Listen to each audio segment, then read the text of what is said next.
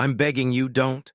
But the farmer defied everyone and shocked the whole territory. The twin suns were still low in the sky when Elias Hale stepped out onto his porch. The morning light painted the wide fields in soft gold, and the cool wind carried dust across the dry land. He stood quietly for a moment, watching his crops sway like waves. Elias was not a loud man. He did not argue much, and he did not visit town often. But everyone in the frontier territory knew his name. He was the farmer who never gave up, even when storms destroyed half his harvest or machines failed in the middle of planting season. This world was far from Earth, settled long ago by people who wanted freedom and new beginnings. The land was harsh but beautiful. Cowboys rode hover horses across open plains, and farmers used advanced tools mixed with old traditions. Life was simple but never easy. And now the territory was in trouble.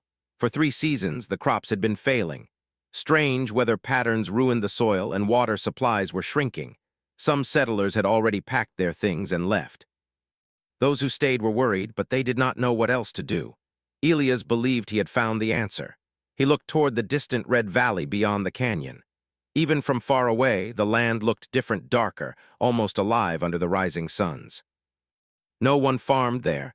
No one even traveled there if they could avoid it. The Red Valley had a reputation.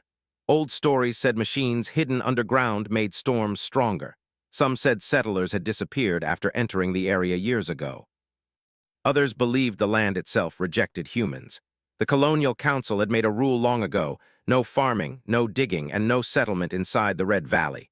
Elias had never liked rules that came from fear. Behind him, the door opened with a soft hiss. Mara, his neighbor, stepped outside carrying 2 cups of warm tea. She handed one to him and followed his gaze toward the valley. "You're still thinking about it," she said quietly. Elias nodded. "They're going to try to stop you," she added. "I know." Mara sighed and leaned against the railing. She had known Elias for years. She understood that once he made a decision, changing his mind was almost impossible. "People are scared," she said. "They think something bad lives out there." Elias took a slow sip of tea. "Maybe something good does too," she shook her head slightly. "You always think like that. And you do. I think survival comes first." He smiled faintly but did not answer. The silence between them felt heavy. Later that day, Elias drove his old farming crawler toward town. The vehicle moved slowly across the dusty road, its metal frame rattling with every bump. Small drones hovered above fields, checking soil levels and plant health. When he arrived, people were already gathering near the council building. Word had spread about his plan. Some settlers watched him with curiosity. Others looked angry or afraid. Inside the building, the colonial council sat behind a long metal table. 3 officials studied him closely as he entered. "Elias Hale," said Councillor Brenner. "We heard rumors, but we hoped they were wrong." "They're not," Elias replied calmly. "You intend to cultivate the Red Valley?" "Yes." A murmur spread through the room. "You know the law," another councillor said sharply. "I know the land is dying," Elias answered. "And I know that valley still grows wild plants even during drought. That area is restricted for safety reasons."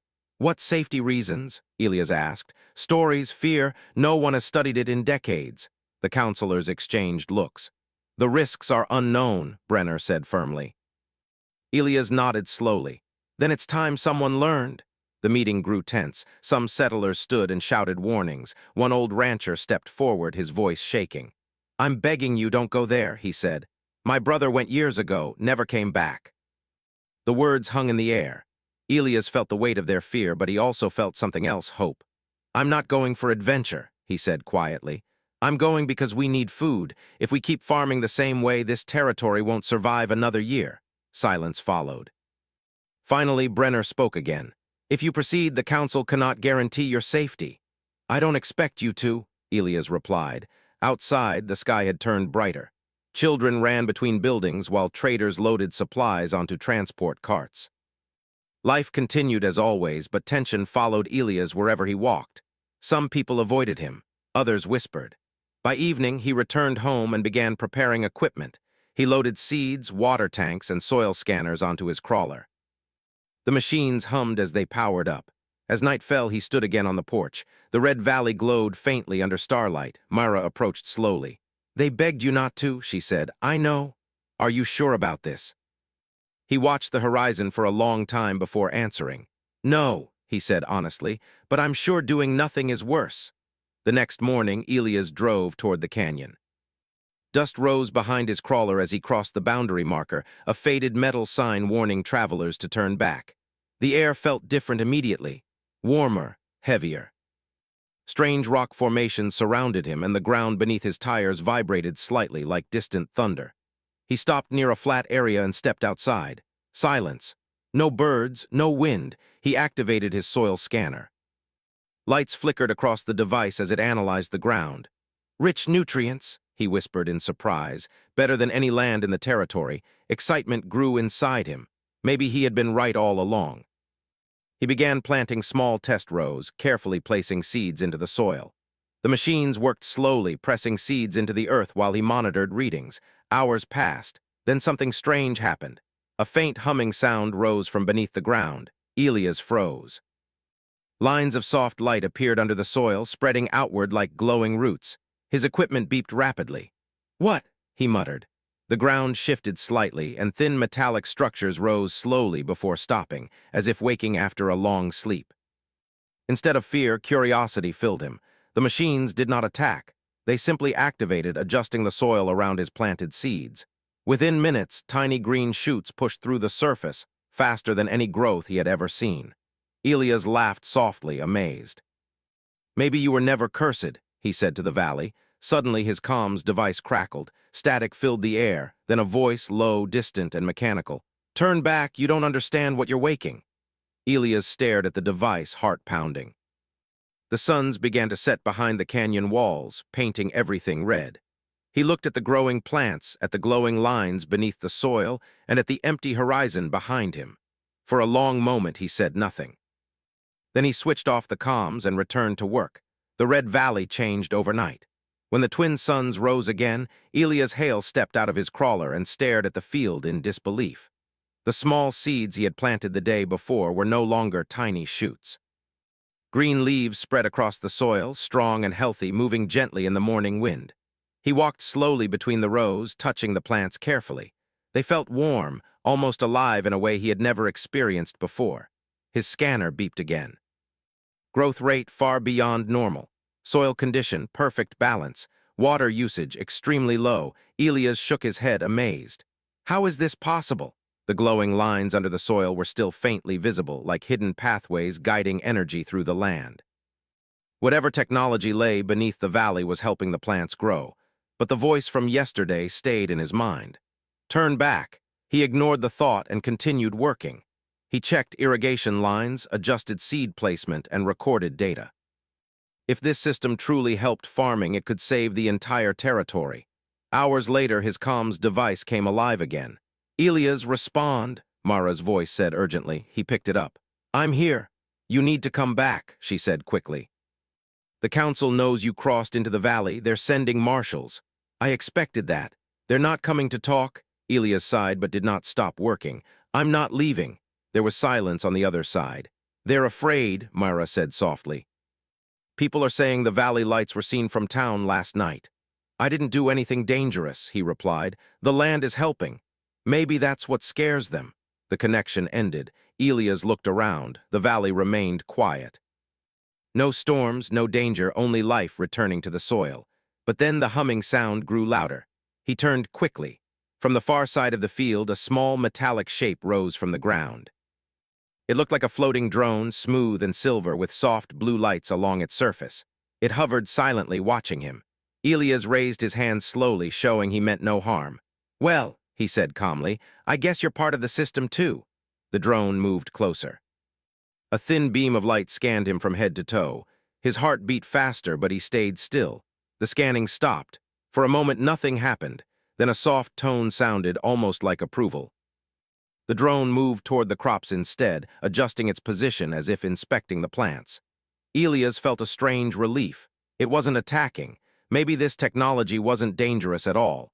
Later that afternoon, a transport ship appeared in the sky. Dust swirled as it landed near the edge of the valley. 3 marshals stepped out, wearing protective suits and carrying equipment. Elias walked toward them. "Council sent you fast," he said. Marshal Keene, a tall woman with sharp eyes, stepped forward. You're violating a restricted zone. I'm saving our food supply. You're activating unknown technology. He gestured toward the crops. Look at them.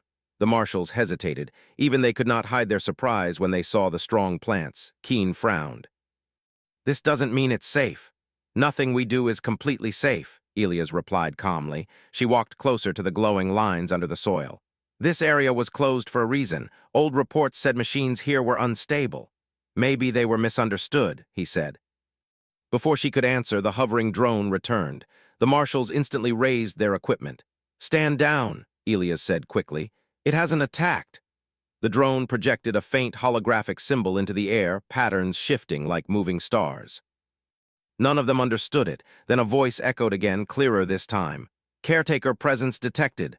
The marshals looked at each other in shock. Caretaker? Keen repeated. Elias took a careful step forward. Are you talking to me? The holographic image changed, forming a humanoid outline made of light. Assessment required, the voice said. Intent determines outcome. What outcome? Elias asked. No answer came. The hologram vanished and the drone floated away. The marshals lowered their equipment slowly. This is exactly why the council banned this place, Keen said. But it's helping, Elias insisted. You saw it. She looked conflicted. Helping now doesn't mean safe later. That evening, news spread quickly through the territory. Some settlers believed Elias had found a miracle. Others feared he had awakened something dangerous. Arguments filled the town. Back in the valley, Elias sat near his crops, watching the stars appear. He replayed the drone's words in his mind. Intent determines outcome. What did that mean? He had never wanted power or control. He only wanted the land to live again. The humming sound returned, softer now. Lights moved under the soil like flowing water. He felt strangely connected to the valley, as if it recognized his presence. Suddenly, a new hologram appeared in front of him, clearer and more detailed than before. A tall figure formed from light. State purpose, it said. Elias took a deep breath. I want to grow food, he answered simply. People are hungry. The figure remained silent for several seconds. Then it spoke again. Evaluation ongoing. Energy waves moved across the field, causing plants to sway gently even without wind. Elias watched in awe. He realized something important then. The valley was not just reacting to actions. It was reacting to him. And somewhere far away inside the council chambers, leaders watched the live feed from the marshals' equipment. Some saw hope, others saw a threat. And while they argued, the Red Valley continued to awaken. The Red Valley no longer looked empty. Green fields stretched across the once silent land, and soft lights moved beneath the soil like slow rivers of energy. Elias Hale walked between the growing crops early in the morning, checking leaves and measuring growth with his scanner. Every reading surprised him. The plants were stronger, healthier, and growing faster than anything he had seen before. But outside the valley, tension was rising. News about the awakening machines had spread across the territory. Some settlers believed Elias had discovered a miracle that could save them. Others feared he had awakened something dangerous that might destroy everything. Above the valley, a patrol ship circled slowly. The Colonial Council had increased surveillance. Elias tried to ignore it, but he felt their eyes watching him. The floating drone returned again, moving silently over the crops. Its soft blue light scanned the field and paused near Elias. Evaluation ongoing, the familiar voice said. Elias nodded slightly. I'm still here, still planting. The drone hovered closer, projecting the holographic figure again. It looked almost human now, its shape clearer than before. Caretaker candidate identified, it said. Elias frowned. Candidate? System requires human guidance. He crossed his arms thoughtfully. Guidance for what? Terraforming network. The words sent a chill through him. Terraforming meant changing the environment itself. That explained the strange soil, the fast growth, and the hidden machines. You were built to help this land? He asked. Purpose, restore ecological balance, the voice answered. Elias smiled faintly. Then we want the same thing. Before the system could respond, loud engine sounds echoed across the sky. 3 council ships descended toward the valley, kicking up clouds of red dust as they landed. Elias sighed. Here we go. Marshal Keen stepped out first, followed by more officials than before. This time they looked serious and nervous. Elias, she called, walking toward him, the council has made a decision. I figured they would. They want you to shut down whatever you activated. I didn't activate it, he replied calmly. It woke up on its own. That doesn't change the risk.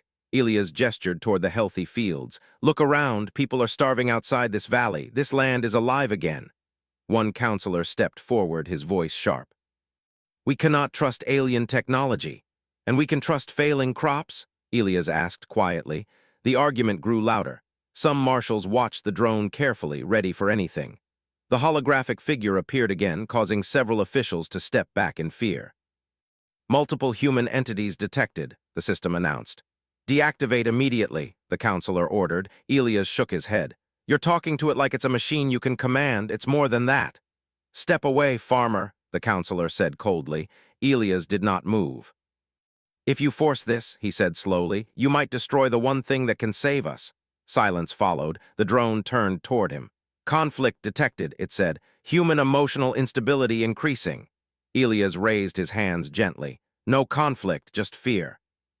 The hologram flickered. System safety protocol requires caretaker alignment. What does that mean? He asked. Human guide must demonstrate intent of preservation. The counselors exchanged confused looks. Marshal Keene stepped closer to Elias. If this system chooses you, that gives you power. The council won't like that. I don't want power, he said. I want crops. Suddenly, alarms sounded from one of the ships. Energy spike detected, someone shouted. The ground vibrated lightly. Waves of glowing energy spread across the valley, causing plants to sway as if responding to a heartbeat. The sky darkened slightly, clouds forming above the canyon. The system's voice grew louder. Decision phase approaching. Elias felt tension rising in his chest. What decision? He asked. Caretaker approval or system shutdown? The counselor stepped forward quickly. We refuse approval. Shut it down now. The drone turned toward him but did not respond. Instead, it focused on Elias. Caretaker candidate, state intent. Everyone watched. Elias took a deep breath. He thought about the hungry families, the empty fields outside the valley, and the fear in people's eyes. I want to protect this land, he said slowly. Not control it, not use it for power, just help it grow. The hologram glowed brighter. Intent analysis ongoing. Suddenly, a loud noise filled the air as one council ship activated its weapons system. Marshal Keene turned quickly. Stand down, but the counselor ignored her. We cannot allow unknown technology to spread, he said. Elias felt panic rise. If you attack, you could destroy everything, he shouted. Energy gathered beneath the soil, lights growing brighter. Threat detected, the system said. The ground shook harder. Elias stepped forward, raising his voice. No weapons, stop. For a long moment, time felt frozen. Then Keene stepped between the ship and the field. Lower the weapons, she ordered firmly. The pilot hesitated, then powered down. The energy waves slowly calmed. Elias exhaled deeply. The hologram turned toward him again. Caretaker approval granted. A massive pulse of light spread across the valley, flowing through the soil and into the growing crops. Everyone watched in stunned silence as barren areas beyond the field began turning green. The system had chosen. And the entire territory would soon feel the consequences. The light from the valley spread like a sunrise across the land. Elias' hail stood still as waves of energy moved beneath the soil. The glowing lines expanded beyond his fields, traveling across dry ground that had not grown anything for years. Everywhere the light touched, the earth softened and changed color. Small green shoots began pushing through the surface as if the land itself was breathing again. The council members watched in silence. No one spoke. Even the air felt different, warmer, alive with quiet energy. Marshal Keene slowly lowered her head, her eyes wide with disbelief. It's restoring the soil, she whispered. Elias felt relief mixed with wonder. He had hoped the system could help, but he had never imagined something this powerful. The holographic figure appeared beside him again. Caretaker alignment successful, the calm voice said. What happens now? Elias asked softly. Terraforming phase continues. Human cooperation recommended. Behind him, the counselor who had ordered the weapon activation stepped forward angrily. This is too dangerous, he said. We cannot allow a single farmer to control a planetary system. Elias turned to face him. I'm not controlling it. But it chose you. I didn't ask for that, Elias replied quietly. I just wanted to grow food. The counselor shook his head. Power changes people. Elias looked around at the green fields spreading across the valley. Maybe fear changes people more. The argument stopped when another wave of light moved outward, transforming a large section of barren land into fresh soil. Everyone watched as plants began growing almost instantly. The marshals exchanged glances. For years, settlers had struggled against dying crops. Now the impossible was happening in front of them. News spread quickly. Within hours, people gathered along the canyon edge, watching the valley turn green. Some cheered. Others stared silently, unsure whether to feel hope or fear. Mara arrived later that day, driving fast across the dusty road. She jumped out of her vehicle and ran toward Elias. "You did it," she said, breathless. "We did it," he corrected gently. She looked around, amazed by the new life growing everywhere. "The whole territory is talking about you?" Elias smiled slightly. "I'm still just a farmer." As the suns lowered toward the horizon, more drones appeared. They floated across the valley, adjusting soil levels and spreading water through hidden channels. The terraforming network was fully awake now, working smoothly under Elias' guidance. The holographic figure remained nearby. "Caretaker, new input required," it said. Elias crossed his arms thoughtfully. "What kind of input?" "Expansion planning." Human values influence system behavior. He understood then. The system wasn't just running on commands, it was learning from him. "What happens if someone else tries to control it?" he asked. "Intent analysis determines access." He nodded slowly. The system trusted intention more than authority. The council gathered again near the landing ships. Their discussion was quieter now, less aggressive. Finally, Councillor Brenner approached Elias. "We may have been wrong," he admitted carefully. "But this situation changes everything. The territory will depend on this system." "I know," Elias said. "That's why we must treat it with respect." Brenner studied him for a long moment. "The council wants to appoint you as official overseer." Elias shook his head immediately. "No titles, no power positions. That's unrealistic." "I'll help teach others," Elias said calmly. "But this land shouldn't belong to one person or one council. It belongs to everyone who cares for it." The counselor looked uncertain but nodded slowly. That evening, settlers entered the valley for the first time in years. Children ran through soft grass while farmers tested the soil with amazement. Laughter replaced fear. Elias walked quietly through the crowd, watching people rediscover hope. Some thanked him. Others simply smiled. Later, as night fell, he sat alone near the edge of the field. The stars above felt brighter than usual, reflected in the glowing lines beneath the soil. The holographic figure appeared again. "Caretaker emotional state, calm," it observed. Elias laughed softly. "Is that good? Positive condition for ecological harmony." He looked across the valley. "I was afraid too, when people begged me not to come here." "Fear detected in human society," the system said. "Fear can protect us," Elias replied. "But sometimes it stops us from seeing possibility." The hologram remained silent for a moment. "Learning," it finally said. In the following weeks, the territory changed completely. Crops grew faster and stronger, water sources stabilized. People who had planned to leave decided to stay.